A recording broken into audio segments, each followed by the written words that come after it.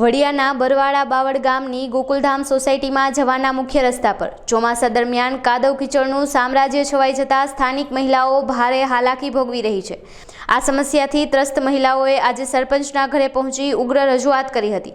વરસાદી પાણી ભરાવાના કારણે રસ્તા પર કાદવ અને કીચડનો ભરાવો થઈ જાય છે, જેના કારણે ચાલવું પણ મુશ્કેલ બની જાય છે। તેમણે સરપંચ સમક્ષ રજૂઆત કરી હતી કે જો નવો રસ્તો બનાવી ન શકાય તો ઓછામાં ઓછું માટી કે કપચી નાખી દેવામાં આવે, જેથી લોકોને ચાલવામાં પડતી મુશ્કેલી ઓછી થાય।